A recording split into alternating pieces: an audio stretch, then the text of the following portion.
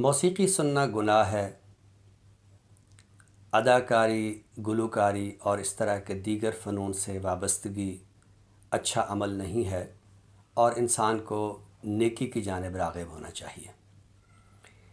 یہ کچھ ایسے فتوے ہیں یا ایسے سماجی تصورات ہیں جو ہمارے معاشرے میں عام ہیں۔ اس وقت نہ تو ان فتووں پر بات کرنا مقصود ہے اور نہ ہی اس نوعیت کے سماجی تصورات پر کسی نوعیت کی تنقید،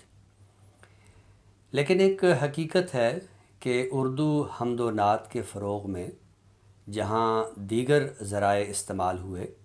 وہاں برصغیر کی فلمی صنعت نے بھی ایک بڑا کردار ادا کیا۔ بہت ساری ایسی حمدیں، ایسی نعتیں جو ہماری مساجد میں پڑھی جاتی ہیں، جو ہماری مذہبی محافل میں پڑھی جاتی ہیں، ان نعتوں کی اگر اوریجن کی طرف جایا جائے تو ہمیں پتہ چلتا ہے کہ یہ نعتیں سب سے پہلے کسی فلم میں پڑھی گئیں، کسی گلوکار یا گلوکارہ نے گائیں، اور بعد ازاں ان کی مقبولیت کی بنیاد پہ یہ مذہبی محافل کا حصہ بنی اور یہ مساجد میں پڑھی جاتی ہیں۔ فرق صرف اتنا ہوتا ہے کہ مذہبی محافل میں جو موسیقی کے آلات ہیں وہ استعمال نہیں ہوتے، اور فلم میں یہ نعتیں اور یہ حمدیں موسیقی کے ساتھ جو ہے وہ پڑھی گئیں۔ تاریخی اعتبار سے دیکھا جائے تو اس سلسلے میں سب سے پہلا جو قابل ذکر نام ملتا ہے وہ کملا جھریا کا ہے۔ کملا جھریا کلکتہ میں پیدا ہوئیں، اردو، ہندی، بنگالی اور پنجابی تمام فلموں کے لیے گایا۔ ان کی گائی ہوئی 3 نعتیں ایسی ہیں، بلکہ 4 نعتیں ایسی ہیں جو انہوں نے فلموں کے لیے تو نہیں گائیں، لیکن انہوں نے ویسے ان کو پیش کیا۔ اس میں طور درشن کے کارن بھئی جوگن، یا شاہ عرب سید ابرار تم ہی ہو، تمرے دیا کی ہے آس محمد، مجھے روئے زیبا دکھا کملی والے۔ یہ وہ 4 نعتیں ہیں جو کملا جھریا نے پڑھیں اور بہت زیادہ مقبول ہوئیں۔ کملا جھریا کی ایک معاصر گلوکارہ تھیں امیر بائی کرناٹکی۔ امیر بائی کرناٹکی نے بہت سارے فلموں کے لیے گایا، قسمت، زینت، شہنائی، کلدیپ،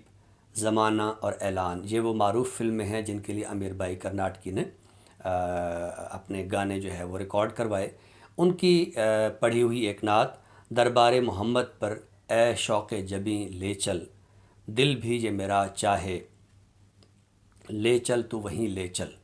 تو یہ نعت اپنے وقت میں بہت زیادہ مقبول ہوئی۔ جب ہم برصغیر کی فلمی صنعت کو دیکھتے ہیں اور اردو نعت کے فروغ کے تناظر میں اس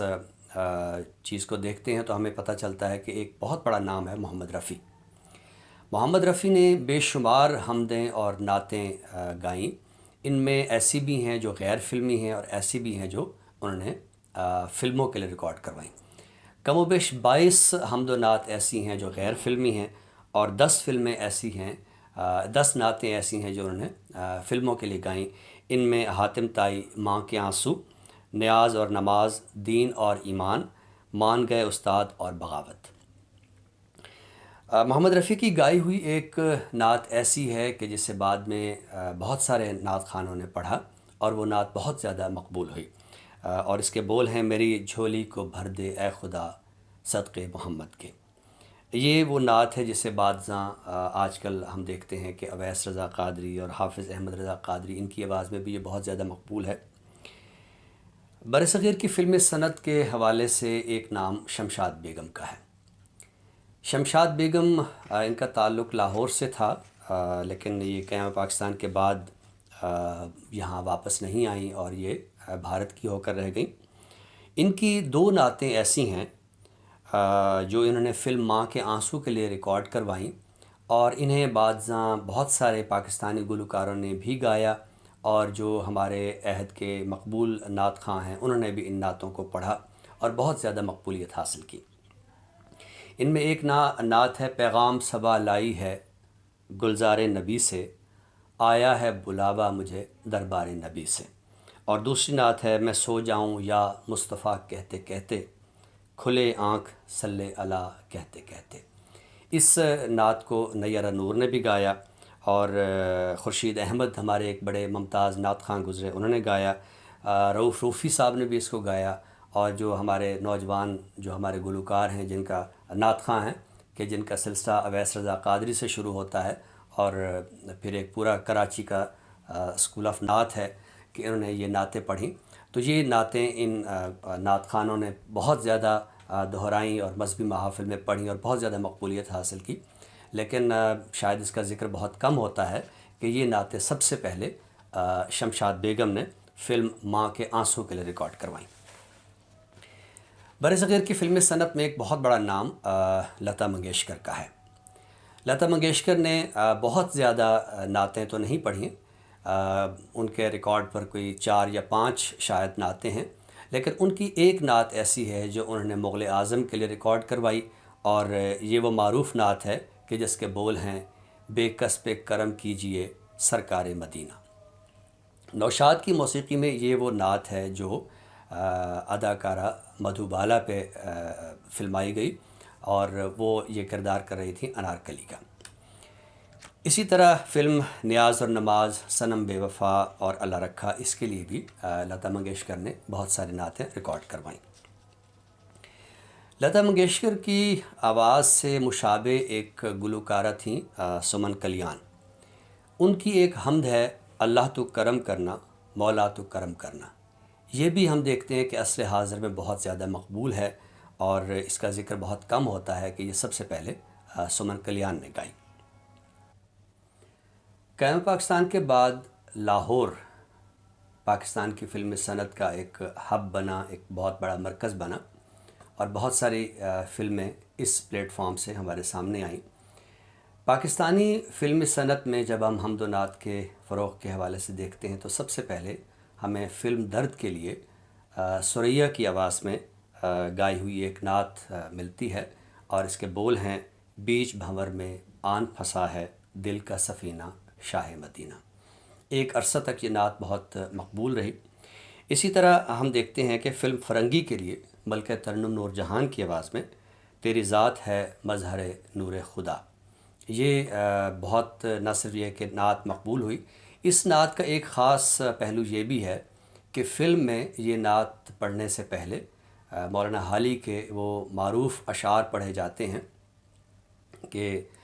جن میں مصرعے ہیں کہ اے خاصہ خاصان رسول وقت دعا ہے،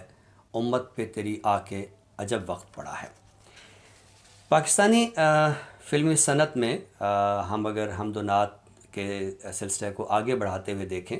تو فلم نور اسلام کے لیے سلیم رضا، آئرن پروین اور ساتھیوں کی آواز میں گائی ہوئی ایک نعت: شاہ مدینہ یثرب کے والی، سارے نبی تیرے در کے سوالی، یہ نعت بہت مقبول ہوئی، اور اسے بھی بعد ازاں بہت سارے نعت خوانوں نے مذہبی محافل میں پیش کیا اور مقبولیت حاصل کی، لیکن بنیادی طور پر یہ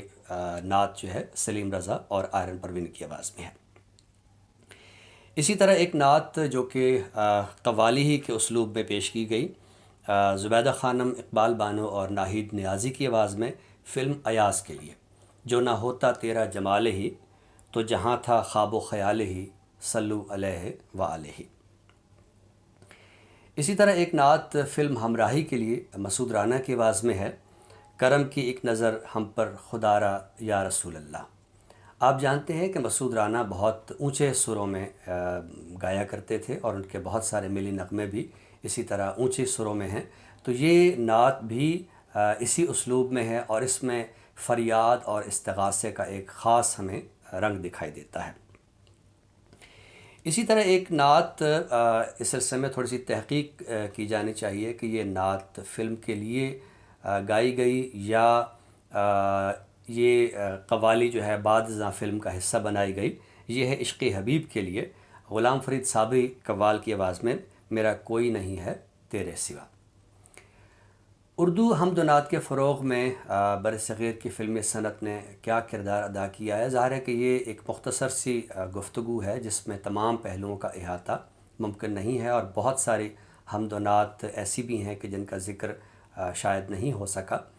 ظاہر ہے کہ ایک نشست میں یا ایک گفتگو میں ایک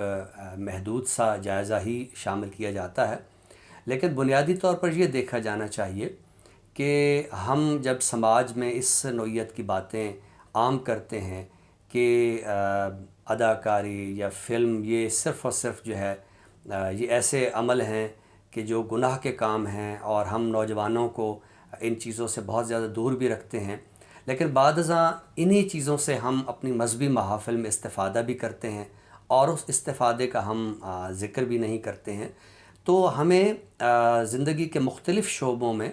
ہم آہنگی کا راستہ جو ہے وہ تلاش کرنا چاہیے۔ ہمیں یہ دیکھنا چاہیے کہ اگر مذہب ایک پیغام خیر ہے تو کیا فنون شر پھیلاتے ہیں، کیا فنون انتشار پھیلاتے ہیں؟ یقیناً فن کا مقصد بھی معاشرے کے افراد اور معاشرے کے رویوں میں ایک توازن لانا ہوتا ہے، تو فلموں کے لیے جو حمد و نعت پڑھی گئیں یہ اس امر کا بین ثبوت ہیں کہ جو فنکار ہوتے ہیں یہ بھی اپنے دل میں خدا اور رسول کی ویسی محبت رکھتے ہیں کہ جیسے ہماری مذہبی طبقے سے وابستہ افراد جو ہے اپنے دل میں ایک محبت کا جو ہے وہ جذبہ رکھتے ہیں اور اس کا دعویٰ بھی کرتے ہیں۔ تو ہمیں اس دعوے کو بھی تسلیم کرنا چاہیے کہ جو فنکاروں کے دلوں میں عشق رسول یا عشق خدا کے حوالے سے موجود ہوتا ہے اور موزن رہتا ہے۔